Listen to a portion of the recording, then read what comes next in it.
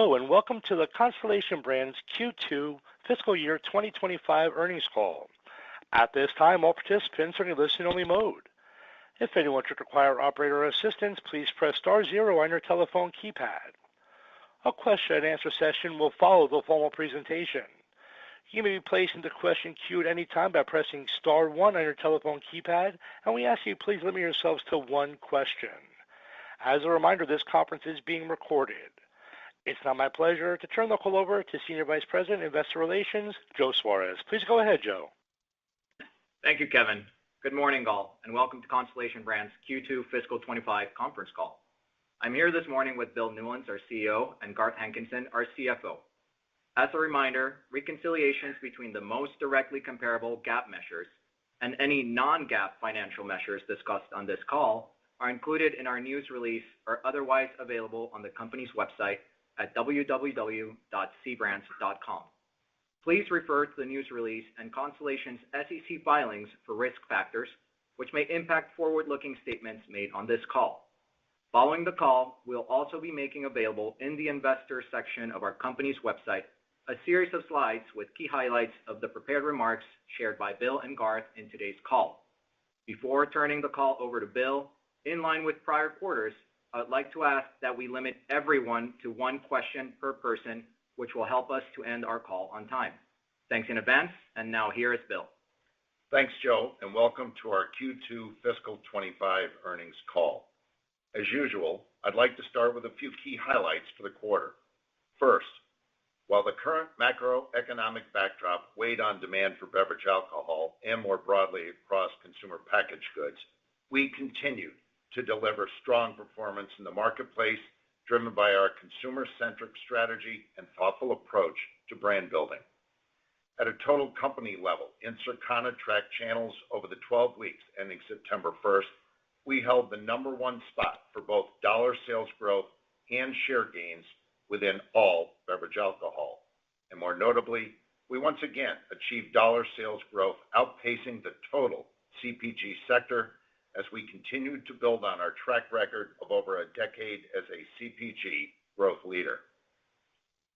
Second, our beer business remained the clear winner across the total beverage industry, having significantly outperformed in dollar sales growth and, of course, maintained its leading share gaining position in the U.S. beer category.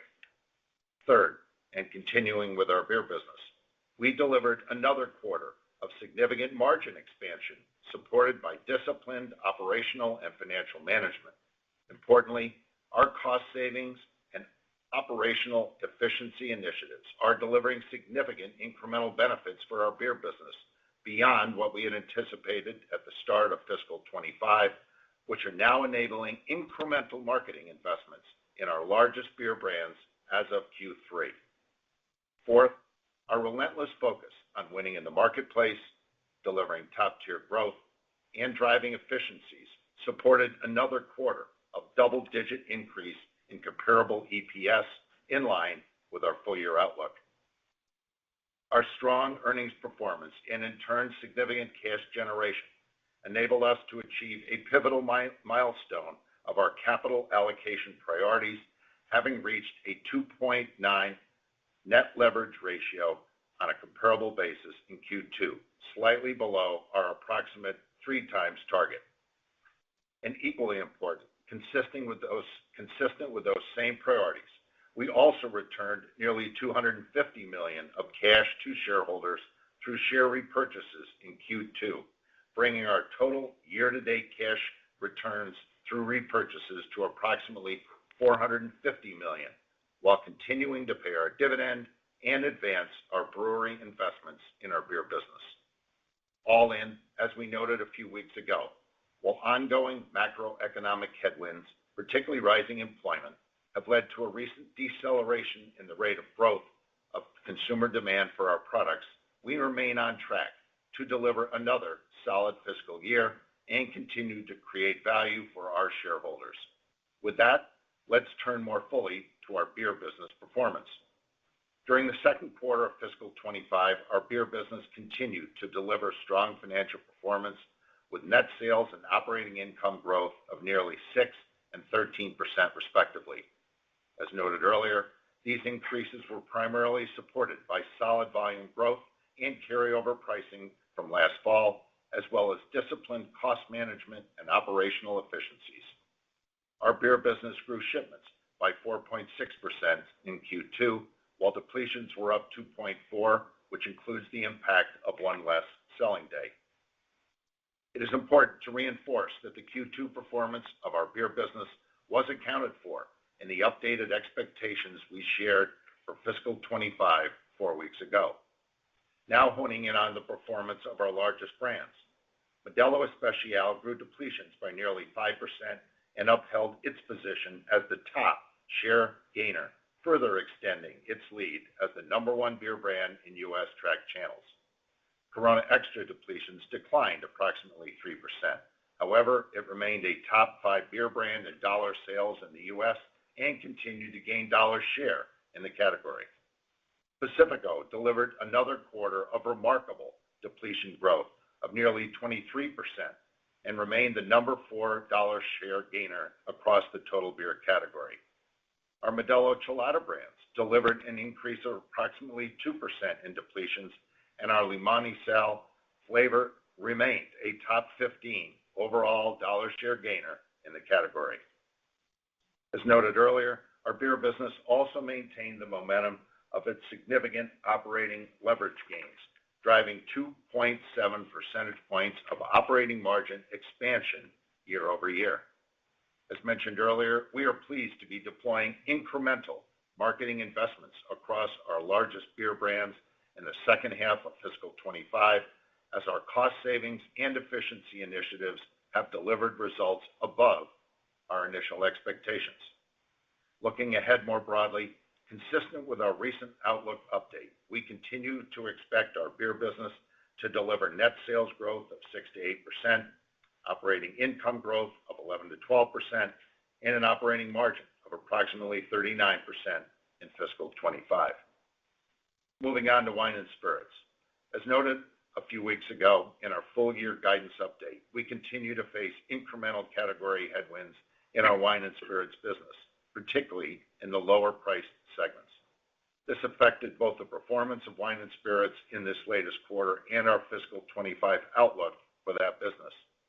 In Q2, the impact of these category headwinds largely drove wine and spirit shipments down 9.8% year on year, while in turn was the primary driver of the respective 12 and 13% declines in net sales and operating income for that business.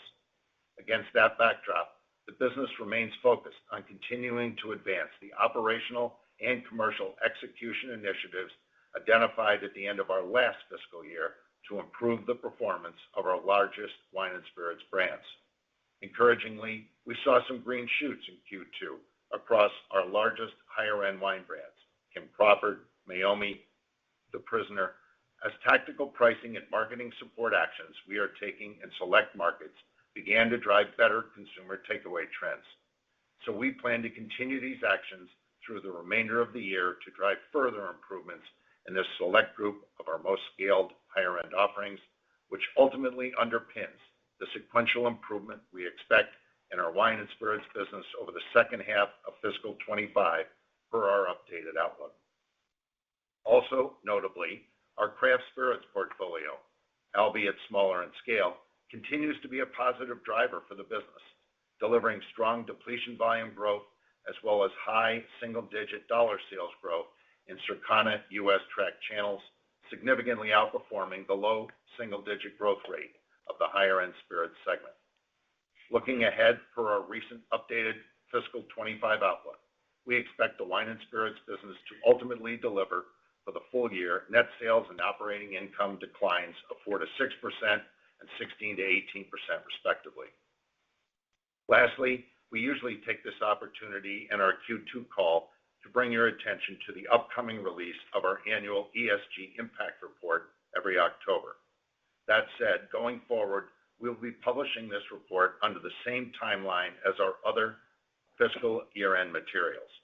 This shift in timing will help ensure better alignment between our most recent and relevant full financial year updates and these related to our efforts to address pressing environmental and societal needs that are important to our business and our stakeholders ahead of our annual meeting. We look forward to sharing our progress and updated targets in a few quarters. So in closing, while our sector is facing less favorable consumer demand due to macroeconomic headwinds, we delivered another quarter of strong financial results underpinned by the continued solid net sales growth and significant margin expansion of our beer business, ultimately achieving our second quarter double-digit comparable EPS growth in line with our full fiscal year expectations. In addition, we continue to build on our leadership position within consumer packaged goods and the total beverage industry, outperforming in dollar sales growth across Circana tracked channels. And we remain steadfast in delivering against our disciplined and balanced capital allocation priorities, achieving a 2x net leverage ratio on a comparable basis, slightly below our stated approximately 3x target, while also returning nearly $250 million to shareholders through share repurchases in Q2, as well as continuing to pay our dividend and advance our brewery capacity investments. And with that, I will turn the call over to Garth, who will provide more details on our financial results and outlook. Garth? Thank you, Bill, and good morning, everyone. As usual, my discussion of our Q2 fiscal 25 performance will focus mainly on our comparable enterprise results, accompanied by business segment details. Let's get started with our enterprise results. For the quarter, enterprise net sales grew 3%, while enterprise operating income decreased 226% on a reported basis and increased 13% on a comparable basis. The increases in enterprise net sales and enterprise comparable operating income were driven by strong results from our beer business, which were partially offset by ongoing category headwinds affecting the performance of our wine and spirits business, both of which I will address in more detail shortly. The decline in reported enterprise operating income reflects a non-cash goodwill impairment loss for the wine and spirits business of $2.25 billion. As noted in our updated guidance last month, we now expect enterprise net sales to grow between 4 to 6% for fiscal 25, and for enterprise comparable operating income to grow 8 to 9% for the full year.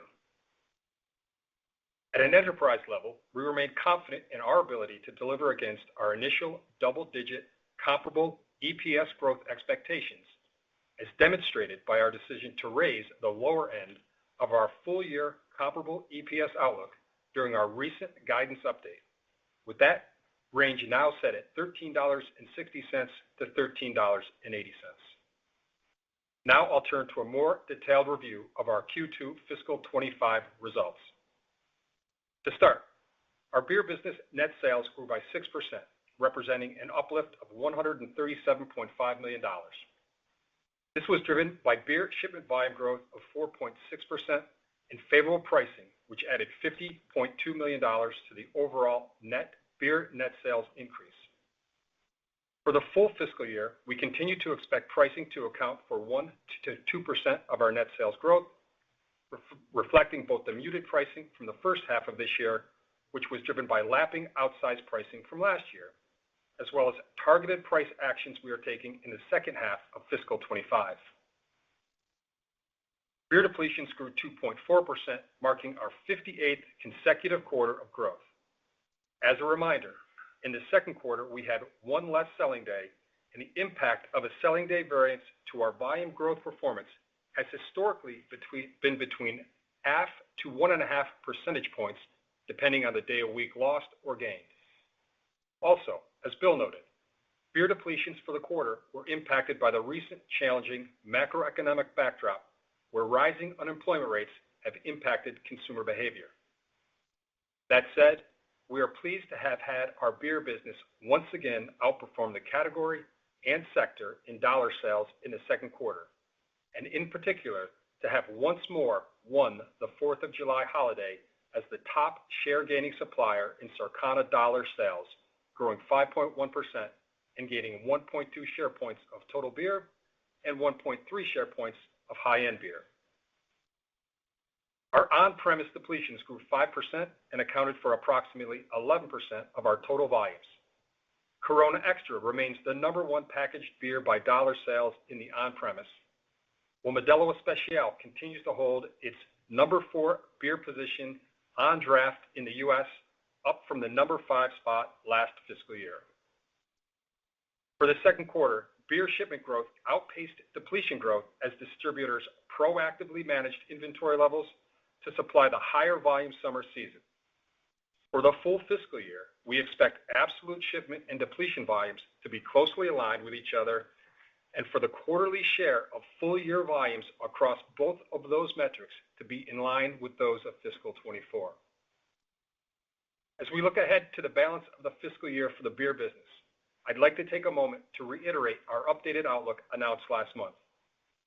Beer net sales are now expected to grow between 6 to 8% for fiscal 25, reflecting the incremental macroeconomic headwinds we have seen this year affecting the consumer, as noted earlier. We believe these headwinds are transitory in nature, and while our consumers are cautious, they also remain very loyal to our brands as they seek more value-oriented packs and channels to manage their spend in this environment. We are focused on managing the levers that we can control and continue to advance our cost savings and efficiency initiatives that allow us to accelerate incremental marketing investments toward our beer business to drive top-line growth. We remain confident in our overall growth profile, which again continues to outperform our sector and industry as we pursue further incremental points of distribution in the U.S. and push forward with our focused and disciplined innovation agenda while building on the broader demographic tailwinds from our loyal Hispanic consumers. I'll now turn to beer operating income and margins. The beer segment grew operating income by 13% and had a 270 basis point increase in operating margin to 42.6%.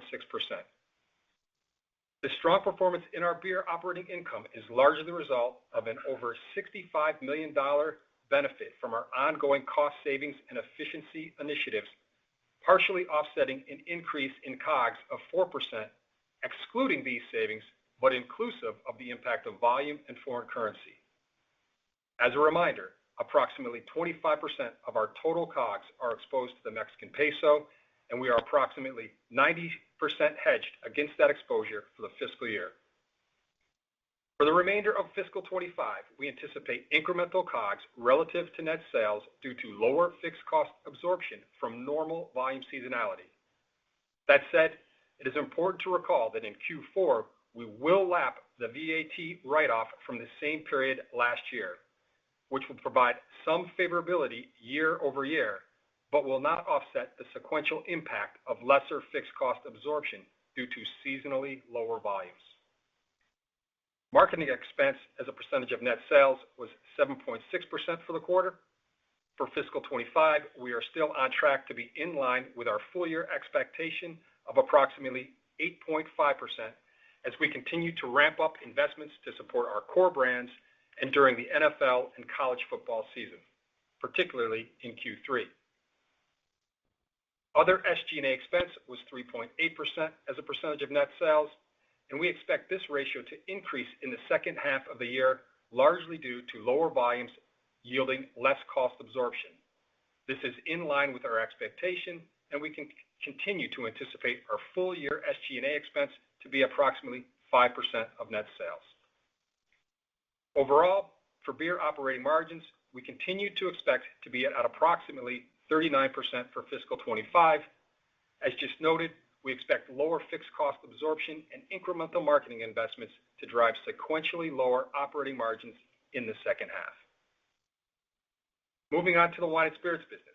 Net sales for the segment declined 12% in the second quarter, driven largely by a 9.8% decrease in shipments. The decline was largely driven by ongoing challenges in the wine category, particularly in the U.S. wholesale marketplace, due to both weaker consumer demand and retailer inventory destocking. Accordingly, we remain focused on the ongoing tactical pricing and marketing actions shared at the beginning of this fiscal year to help drive net sales improvement in the performance of our largest brands.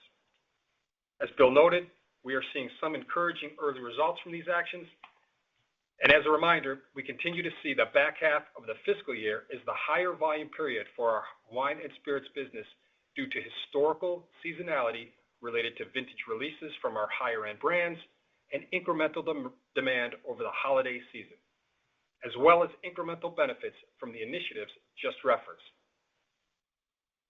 Operating income for wine and spirits business remained relatively flat with a decline of approximately $10 million, resulting in an 18.1% operating margin. Altogether, the decline in operating income and relatively stable margin performance were primarily impacted by unfavorable product mix and overall lower shipment volumes, partially offset by higher contractual distributor payments.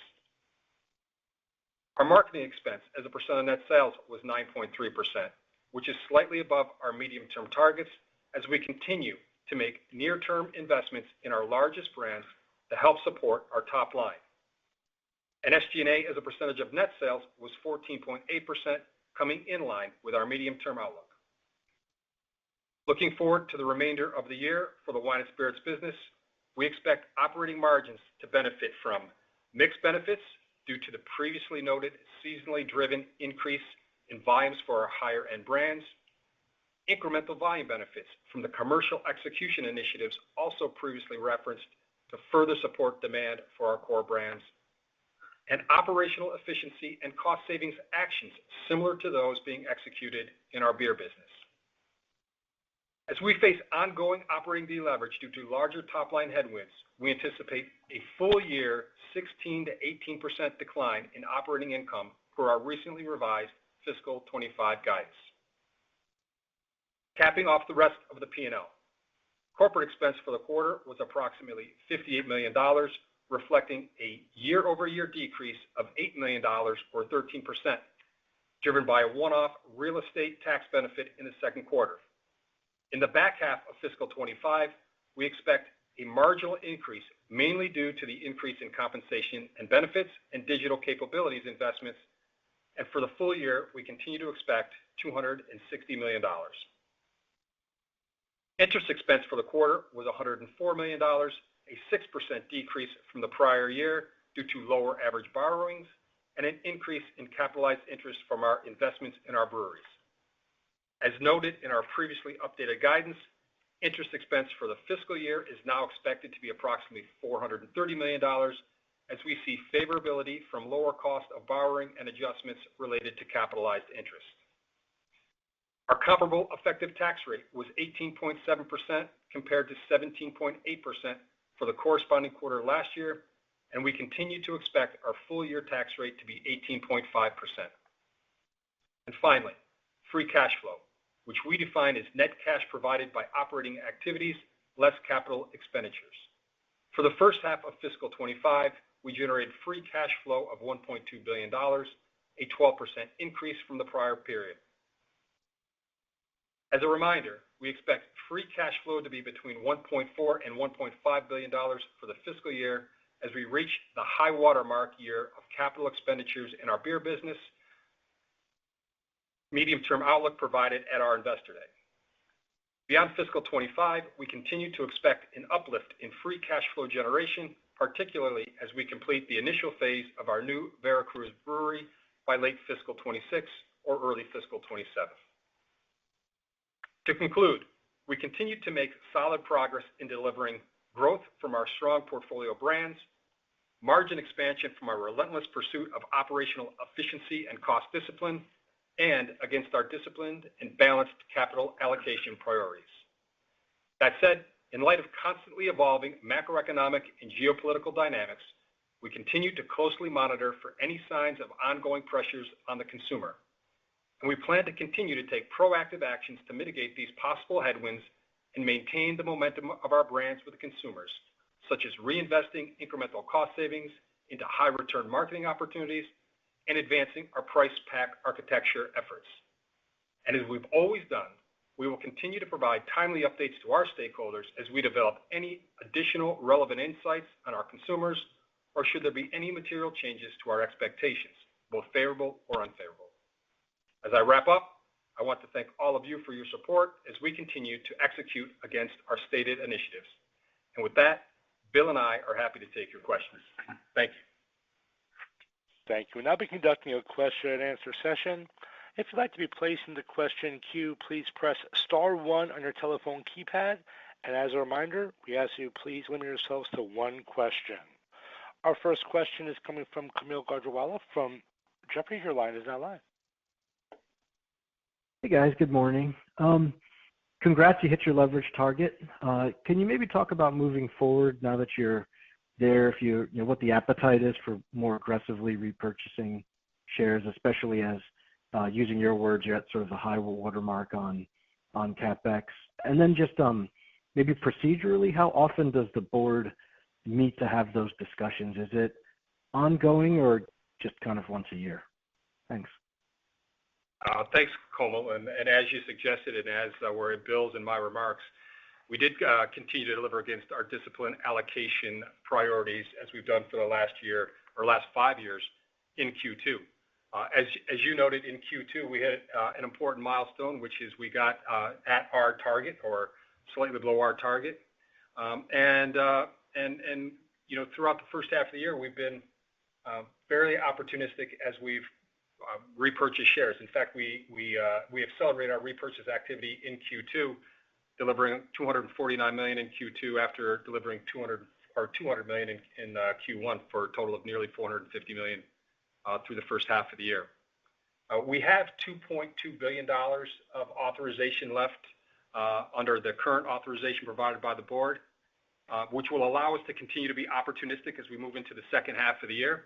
And per your sort of procedural or administrative question, you know, we typically get additional authorizations and or announce any incremental programs or commitments in the back half of our fiscal year. Thank you. Next question is coming from Dara Mohsenian from Morgan Stanley. Your line is now live. Hey, good morning. So just on beer depletions in the quarter, a bit softer result than we've been used to from you guys looking back over the past few years. Just can you give us a bit of postmortem there? Obviously, you talked about the macro factors. Is that really the key factor in your mind, or are there other pressure points and maybe parse out trends in different key consumer segments for you to give us some insight there? And then the pickup so far in September, that's obvious in the scanner data, just put that in context and, you know, how that sort of informs your forward view from here around depletions in this macro environment. Thanks. Sure. Let me tackle that one. First of all, there were 2 or 3 factors that were critically important in Q2.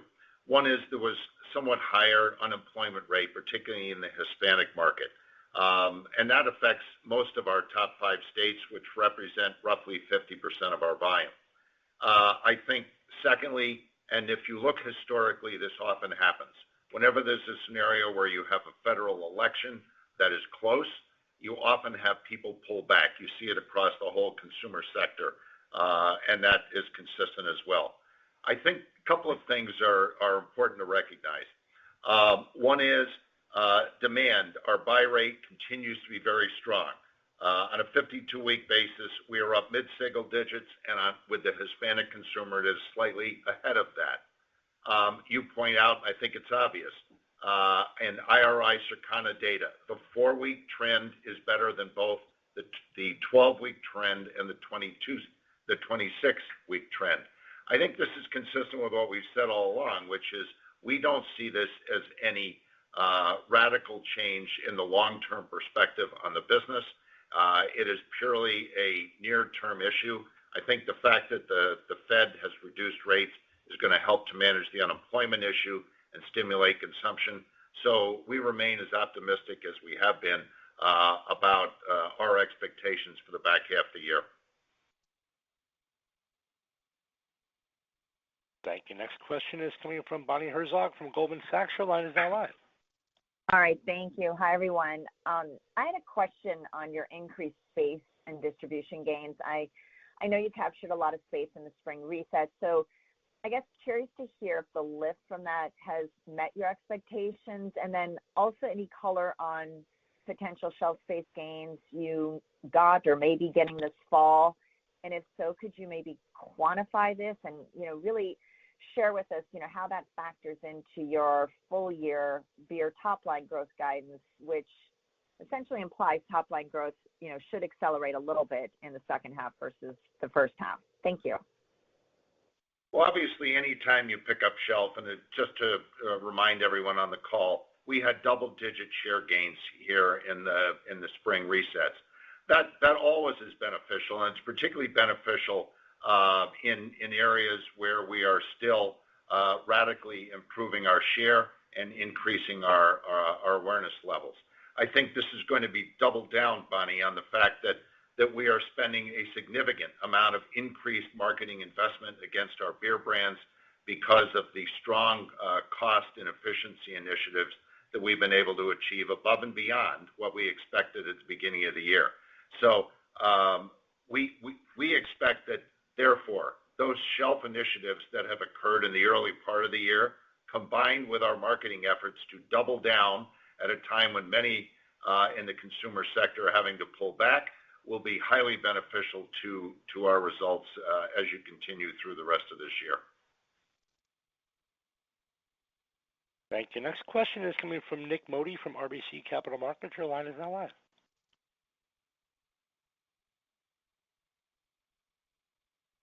Hello, Nick.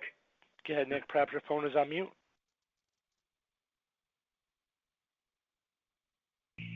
Can you hear me?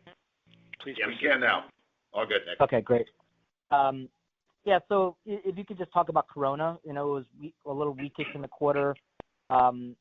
Is this a function of just Modelo really doing better and maybe cannibalizing, maybe Pacifico? Just any thoughts around that would be helpful.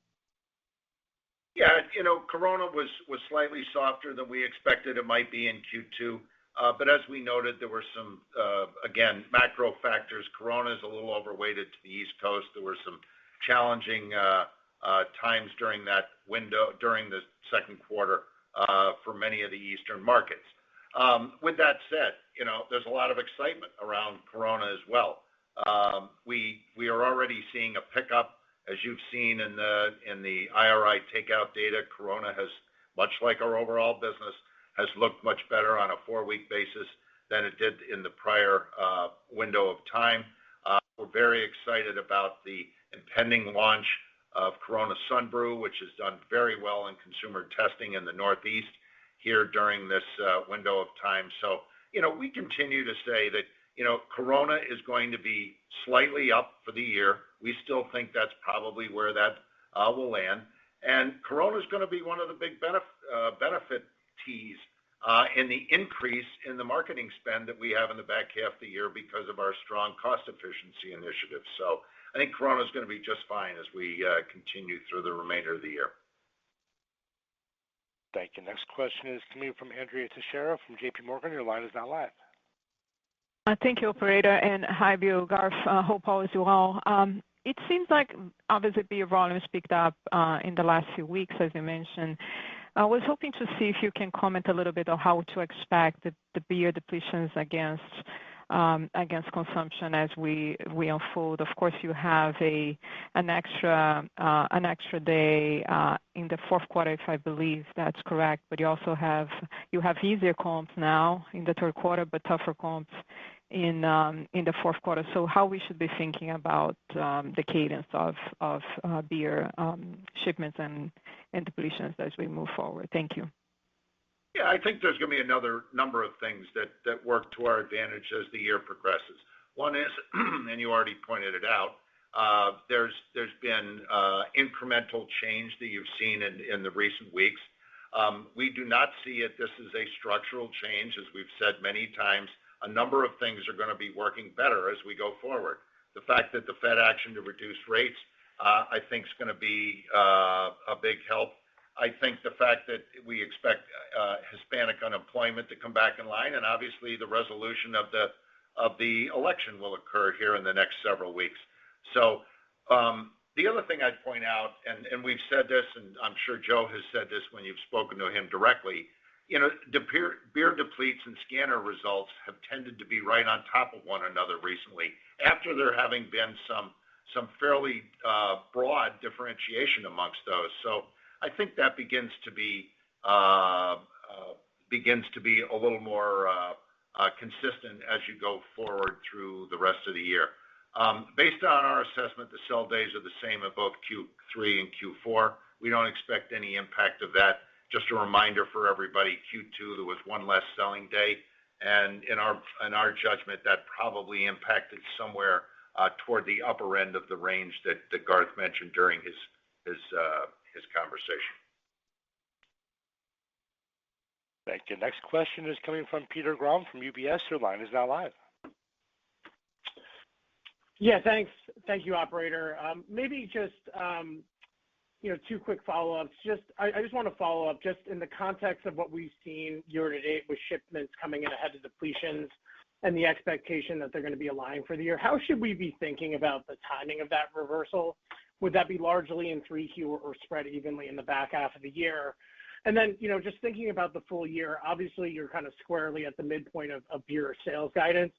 But with shipment timing benefits expected to reverse a bit, should we kind of view the high end of the beer top line range as aspirational, or are there other key drivers or offsets that could result in the stronger growth in the back half? Thanks. Hey, thanks, Peter. In terms of the sort of quarterly cadence of shipments and depletions, as we noted during my opening remarks, we expect the quarterly share of annual shipments and depletions to be in line with where they were in fiscal 24. And as you noted, Q2 shipments surpassed depletions as distributors, built inventory for the peak season. In Q3, the shipment share will be lower than the depletion share, due to maintenance activities, and this has historically resulted in our shipment growth being below depletion growth. So you will see some of that reversal that you referenced in Q3, and then in Q4, both the share of the full year for both of those would tend to normalize just as we saw last year. So, net as you indicated, we expect on a full year basis shipments and depletions to be largely in line with one another. And I would say I would not necessarily agree with your aspirational comment. What we try to do with our range is provide a range that gives us, if things go positively, we would expect to be to the upper end of the range. And if things are a bit more challenging for any reason, it might be to the lower end of the range. That's why we give it a range. So I would not characterize it in the way you asked it. Thank you. Next question is coming from Michael Lavery from Piper Sandler. Your line is now live. Thank you. Good morning. I was hoping you could unpack some of the marketing color a little bit. You talked about some of the incremental spending, but then I think you also reiterated the 8.5% spend for the full year for beer. So maybe can you just help us understand what's new or what's changed and what we should expect to see? Yeah, what's new and what's changed is we've decided to put a significant amount of additional investment against our brands. Corona, Modelo, Chelada, Pacifico will all benefit from some of that increased spend, and that's already started. You may have noticed against the football schedule that you kind of can't miss our brands if you happen to watch any football, whether it be college football or National Football League. So we're going to continue to do that because of the tremendous work that's been done around cost and operational efficiencies. And all of our critical brands are going to benefit from the uplift that we will have in the back half of the year. And I think it's important to point out, the reason we can do that is because of the growth of our business and the cost savings initiative. This is at a time when many, many other consumer businesses are challenged and wouldn't be able to do this. I think this is a great opportunity for our business in the back half of the year to double down on our approach to going after the consumer and providing them with outstanding opportunities to consume our products. Thank you. Next question is coming from Filippo Falorni from Citi. Your line is now live. Hi, good morning, everyone. I wanted to ask on beer gross margins. That's been an area of upside surprise versus our estimate. Clearly, you talked about the cost savings coming in better and driving the opportunity to invest more behind the brands. How should we think about those savings in the second half of the year and maybe other drivers, both from a commodity and foreign exchange standpoint? You mentioned the peso, you're 90% hedged this year. Should we think maybe some favorability on the peso in Q4 and maybe into fiscal 26? And then on the commodity side, maybe an update on the commodity headwind that you're expecting. Thank you. Yeah, well, thank you for the question. And as you noted, we've made very good progress against our cost savings and efficiency initiatives. And at this point, we've really hit that $300 million target that we laid out at our Investor Day last year. Obviously, that doesn't mean we'll stop there. As we go forward, we'll continue to identify areas of opportunity to take costs out of the business, become more efficient, as we always have done. But the acceleration of the achievement against those has helped lead to the margin profile that we announced today. As we look towards the second half of the year, we will continue to benefit from the cost savings that we generated through the first half of the year. That being said, in the second half of the year, in the beer business, we typically see about 45% of our volume, so the normal cadence. So we will have less fixed cost absorption in the second half of the year. Again, typical in what we see in the back half of every sort of normal year. And then, as we said in the opening remarks today, we are spending more on as a percent of net sales and marketing in the second half of the year to support the growth of the business, inclusive of the incremental marketing expenditure that Bill just spoke to here a moment ago, and that's why you'll see the margin. You'll see the margin be a little bit lower in the second half of the year. Importantly, on that marketing, you'll see the biggest impact of that in Q3. Thank you. Next question is coming from Robert Moskow from TD Cowen. Your line is now live. Hi. I wanted to ask about wine and spirits. The marketing plans that you had this year, it looks like it's been slow to materialize, although I did mention some green shoots. And I wanted to know if the plan going forward also includes more acquisitions. You had the Sea Smoke acquisition earlier this year. Do you think that you need to make more acquisitions of up-and-coming brands like this in order to truly turn around the business? Yeah, thanks for the question. So let me remind you what Garth and I said at the beginning of the fiscal year, that a lot of the work that was put in place was going to take us 9 to 12 months to fully play out. And as we said on today's call, we expect sequential improvement in the wine and spirits business in the back half of the year. The answer to your question, no, I don't perceive us to be acquiring additional properties at this point in time in our, particularly on the wine side of our business. Frankly, our focus right now is on improving the operational performance of that business, and all the time, energy, and efforts are being put against seeing that operational improvement play out in the back half of the year, including engaging more directly and more often with our distributor partners as part of that. As we've said, and I'll just reiterate one more time, we do expect to see sequential improvement in the back half of the year based on all the work that's been put in on the first half of the year to see that coming along. Noting the point about green shoots, we are starting to see some of that result. We'll look forward to seeing more of it in the back half. Thank you. Thank you. Our final question today is coming from Bill Kirk from Roth Capital Partners. Your line is now live.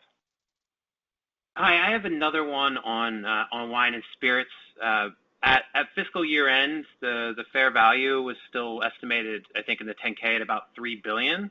The impairment takes it down to like $500 million. So I guess why the dramatic change in such short time? Why is $500 million the right number when it's generating $400 million in EBITDA and there's some green shoots out there? And then finally, does the impairment give you any flexibility to do something strategically with those assets? Well, thanks for the question, Bill. I would say that the amount that remains on the balance sheet is it's fairly formulaic as you go through what you think the future business will look like. There's a number of assumptions that will go into that, and so and I think it's important to note that it's non-cash as well. I wouldn't read anything too much into it other than that, and I don't know that it really has any impact other than, it was an accounting requirement for us to take. It doesn't really change the strategic outlook for the business.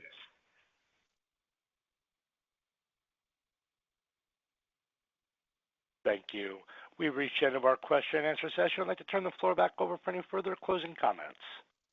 Great. Thank you, operator, and thank you all again for joining today's call. We're very pleased with our solid performance in Q2 of fiscal 25. At a total company level, we once again outpaced the total CPG sector and dollar sales growth across Circana track channels and delivered another quarter of double-digit comparable EPS growth in line with our full-year outlook and achieved our approximate 3x net leverage ratio while returning another $250 million of cash to shareholders via share repurchases, now totaling nearly $450 million fiscal year to date.